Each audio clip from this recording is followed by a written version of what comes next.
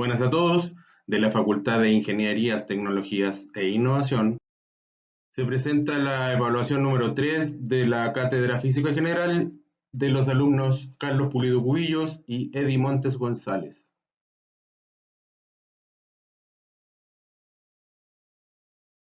El calor se define como la transferencia de energía térmica desde un cuerpo caliente a uno más frío. Según la teoría cinética molecular de la materia, todas las sustancias están formadas por partículas en constante movimiento, que chocan entre sí. El movimiento de estas partículas determina la energía cinética o energía de movimiento de un cuerpo. El calor sigue un sentido determinado, desde el cuerpo de mayor temperatura a otro menor. La transferencia de energía entre dos cuerpos se produce hasta que se alcanza el equilibrio térmico, es decir, hasta que ambos tengan la misma temperatura. El calor puede ser transmitido mediante tres mecanismos: conducción, convección y radiación.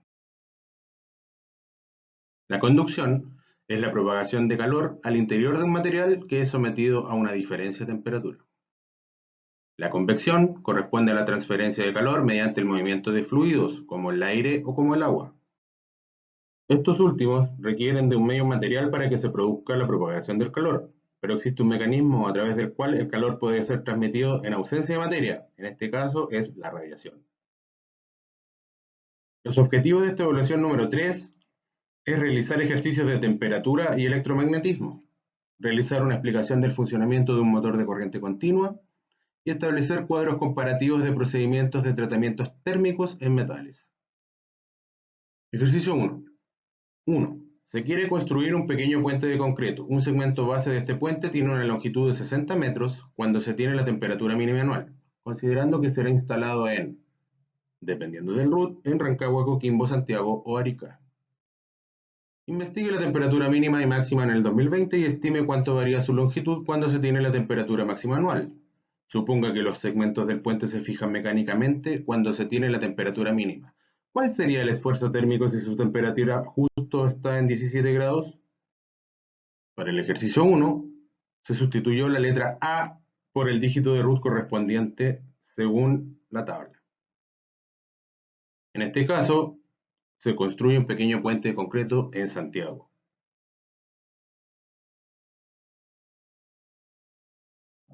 Al buscar las tablas de temperatura máxima y mínima promedio en Santiago el año 2020, se puede establecer que la mínima en Santiago es de 3 grados y la máxima es de 30 grados. Resolviendo, se tiene que buscar la dilatación lineal de un segmento de puente. Para eso, hubo que buscar el coeficiente de expansión del concreto, que corresponde a 12 por 10 elevado a menos 6, 1 partido por grados Celsius. Como dato, la longitud del segmento del puente era de 60 metros. Al buscar la fórmula de dilatación lineal, se obtiene dilatación lineal es igual al coeficiente de expansión por el largo inicial por el delta de temperatura, que en este caso sería 27 grados. El resultado de la dilatación lineal corresponde a 0,19 metros, que en este caso son 2 centímetros. El esfuerzo térmico corresponde al módulo de Young por la dilatación lineal por la diferencia de tiempo. En este caso, el módulo Young del concreto de un H45, que es lo que se usa en una viga comúnmente, corresponde a 390.000 kilos por centímetro cuadrado. Convirtiéndolo a newton por metro cuadrado, nos da que el módulo de Young es 3.82 por 10 elevado a 10 newton por metro cuadrado. Ocupando y reemplazando en la fórmula, nos da que el esfuerzo térmico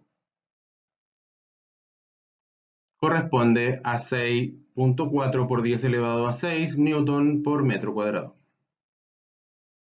En conclusión, la temperatura máxima y mínima en el 2020 en Santiago fue de 30 grados y 3 grados respectivamente. Cuando la temperatura va de la mínima a la máxima, el segmento base del puente se expandiría 2 centímetros y el esfuerzo térmico cuando la temperatura sea de 17 grados será de 6.4 por 10 elevado a 6 pascales. Para el ejercicio número 2, se requiere completar el cuadro comparativo de procedimientos. ¿Cómo se indican?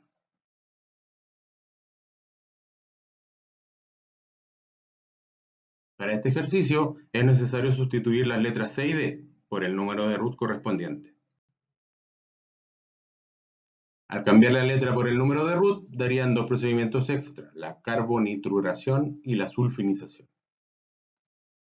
Además de la cementación, el revenido, el normalizado y el templado.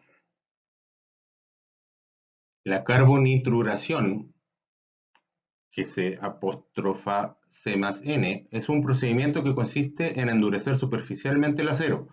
En este tratamiento termoquímico se promueve el enriquecimiento superficial simultáneo con carbono y nitrógeno, por eso la sigla, con el objetivo de obtener superficies extremadamente duras y un núcleo tenaz, sumado a otras propiedades mecánicas como la resistencia a la fatiga, resistencia al desgaste y resistencia a la torsión.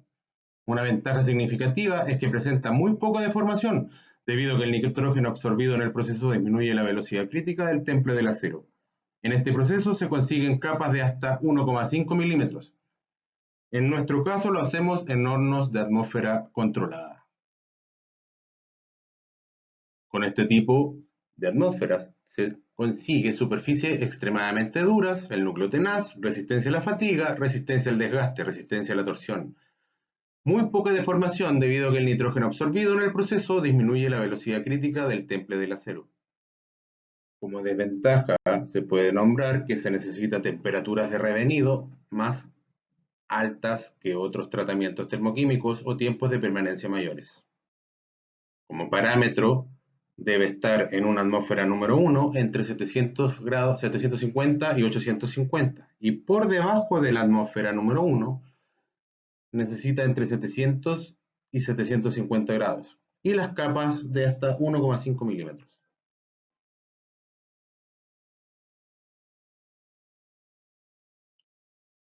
La cementación, como sigla C, es un tratamiento termoquímico que consiste en carburar una capa superficial de una pieza de acero, rodeándola de un producto carburante y calentándola a una temperatura adecuada mediante difusión, modificando su composición, impregnando la superficie y sometiéndola a continuación a un tratamiento térmico, que debe tener un temple y un revenido, quedando la pieza con buena tenacidad en el núcleo y con mucha dureza superficial. Queda con buena tenacidad en el núcleo, mucha dureza superficial, forma una pieza de dos materiales, la del núcleo de acero con bajo índice de carbono, tenaz y resistente a la fatiga, y la parte de la superficie de acero con mayor concentración de carbono, más dura, resistente al desgaste y a las deformaciones, siendo todo ello una pieza compacta, gran resistencia al choque y tenacidad. Como desventaja podemos nombrar su fragilidad, si no se templa no tiene dureza. Tiene bastante desgaste y necesita de varias horas a altas temperaturas de 900 grados. Como necesita de instalaciones especiales, impide usarse en talleres pequeños y no es adecuado para producir capas menores a 1 milímetro. Como parámetros, dependiendo del material del acero, puede estar entre 875 y 950 grados Celsius. El primer templado se debe hacer entre 825 y 925 grados Celsius, el segundo templado entre 725 y 775. A continuación, el revenido máximo debe ir a 200 grados y el recubrimiento es de 0,1 a 0,2 milímetros por hora. Volviendo a decir que solo se puede hacer hasta 0,8 o 1 milímetro en su espesor máximo.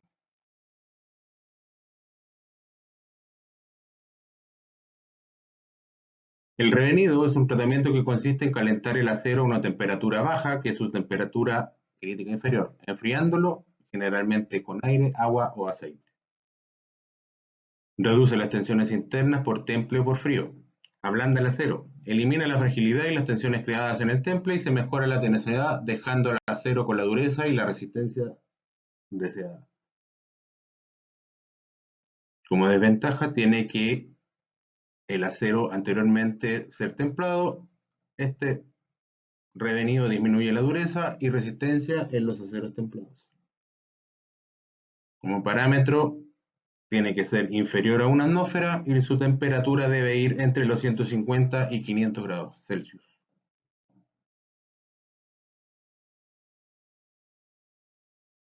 El normalizado es un tratamiento térmico que sirve para afinar la estructura y eliminar las tensiones que suelen aparecer en la forja, y sobre todo después de ciertos sobrecalentamientos o enfriamientos en malas condiciones.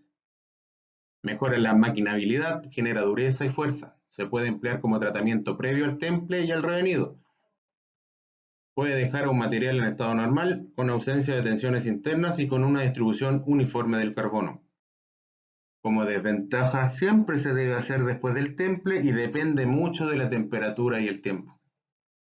Parámetros base del normalizado son entre 800 grados Celsius y 930 y se tiene que mantener 50 grados sobre la temperatura crítica superior del metal a utilizar.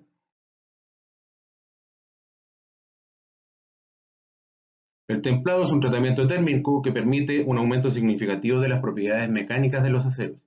Este servicio consiste en dos etapas de procesamiento térmico. El temple llevado a cabo a temperaturas más elevadas con posterior enfriamiento rápido y una segunda etapa de revenido, el cual se realiza el ajuste de dureza deseada a costa de un aumento de la tenacidad.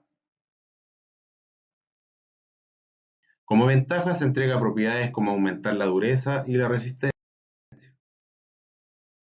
Como desventaja podemos nombrar que debe realizarse a temperaturas muy altas, entre 900 y 950 grados, y necesita de un medio en el cual enfriarse rápidamente, ya sea agua o aceite.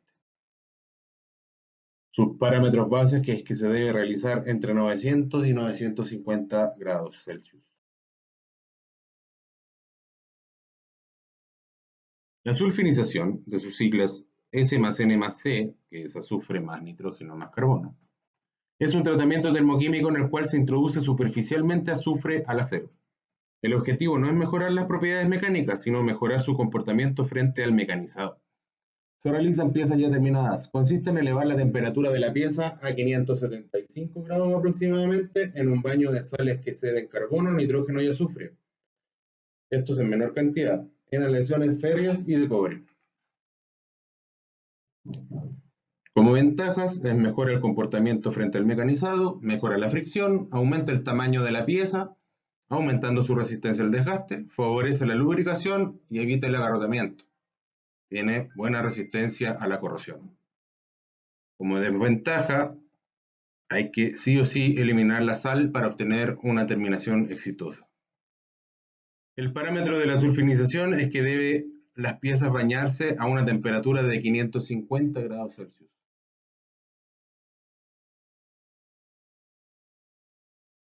Ejercicio 3. Un repuesto para una herramienta de construcción quiere ser templado para aumentar su dureza. Dicha pieza es de acero al carbono 4340.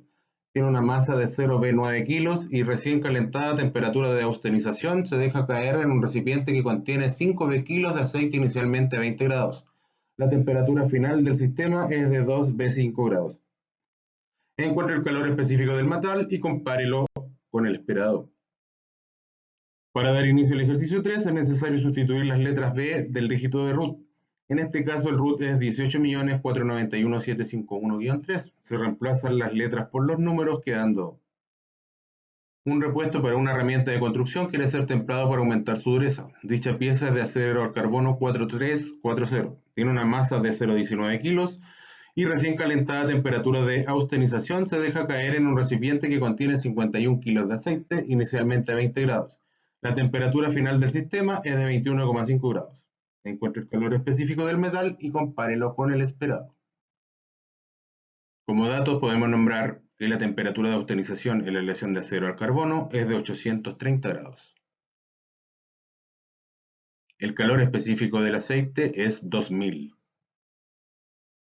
El calor específico del acero es 460. En esta ocasión se utilizará el calor específico del acero al no encontrar el de la aleación solicitada. Se analiza el calor en el agua, que es masa por el calor específico, que es la temperatura final menos la temperatura inicial. Se cambian los datos por 51 kilos por 2000 joules partido por kilo por grado Celsius menos la temperatura final sobre el inicial, dando 153.000 Joule. El calor del agua es igual al Q metal. Al analizar el calor del metal, la fórmula del calor específico es el calor partido por la masa por la temperatura final menos la temperatura inicial. Reemplazando, nos quedaría 153 joules dividido por 0,19 kilos por 21,5 grados menos 830 grados. Al pasar esta fórmula a Symbolab, el resultado del calor específico es de 995,99 joules partido por kilo por grados Celsius. En conclusión, el calor específico del metal estudiado es de 999,99 Joule por kilo por grado Celsius. Al comparar con el calor específico del acero, que es de 460 Joule por kilo por grado Celsius, se obtuvo un resultado diferente al esperado. Sin embargo, se ocuparon todos los procedimientos estudiados para determinar el calor específico del material. Se tienen dos cargas puntuales, en el cual hay que buscar según el número de Root indicado. Calcule la fuerza entre ellas si dichas cargas están a una distancia de 3 centímetros. Compruebe su resultado con el obtenido en la simulación y explique si se trata de repulsión o atracción. Aplique dicho concepto en la explicación del funcionamiento de un motor de corriente continua. Y calcule la fuerza entre las siguientes cargas. Simúlela y explique el resultado obtenido. Para dar inicio al ejercicio 4, cambiamos las letras A y C por el dígito root 18491,751-3. Se reemplazan las letras por los números, cambiando las letras por números. Se tienen dos cargas puntuales de 5 y 3 microcoulomb. Calcule la fuerza entre ellas y dichas cargas están a una distancia de 3 centímetros. Compruebe su resultado con el obtenido y en la simulación y explique si se trata de repulsión o atracción. Aplique dicho concepto en la explicación de funcionamiento del siguiente elemento. Entre 5 y 9 sería un motor de corriente continua. Y además calcule la fuerza entre las siguientes cargas. 5 y 0 microcoulomb.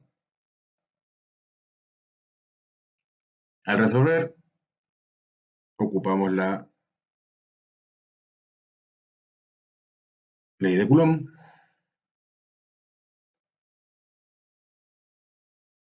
Ocupamos la constante de Coulomb, que es 8,9876 por 10 elevado a 9 newton por nm cuadrado partido por c. Un microcoulombio es 1 por 10 elevado a la menos 6. La fuerza es igual a la fuerza eléctrica de las cargas. Reemplazando,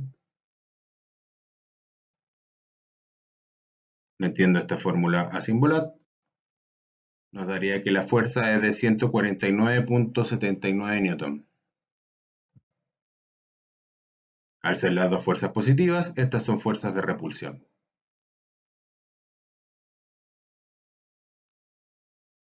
El concepto de repulsión en el funcionamiento de un motor de corriente continua. El principio de funcionamiento de los motores eléctricos de corriente directa o continua se basa en la repulsión que ejercen los polos magnéticos de un imán permanente, de acuerdo con la ley de Lorentz. Interactúan con los polos magnéticos de un electroimán que se encuentra montado en un eje. Este electroimán se denomina rotor y su eje le permite girar libremente entre los polos magnéticos norte y sur del imán permanente situado dentro de la carcasa o cuerpo del motor. Cuando la corriente eléctrica circula por la bobina de este electroimán giratorio, el campo electromagnético que se genera interactúa con el campo magnético del imán permanente. Si los polos del imán permanente y del electroimán giratorio coinciden, se produce un rechazo y un torque magnético o par de fuerza que provoca que el rotor rompa la inercia y comience a girar sobre su eje en el mismo sentido de las manecillas del reloj, en unos casos, o sentido contrario de acuerdo con la forma que se encuentra conectado al circuito, la pila o la batería.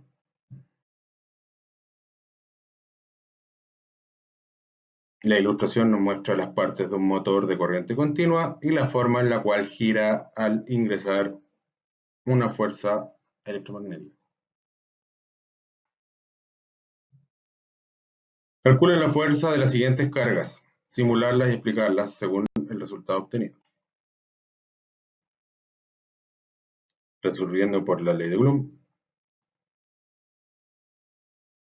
ponemos la constante de Coulomb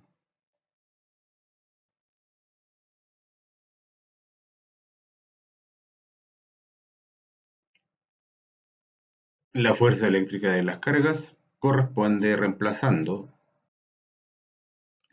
en la fórmula por la constante de Coulomb las cargas. Ingresamos al símbolo de la fórmula.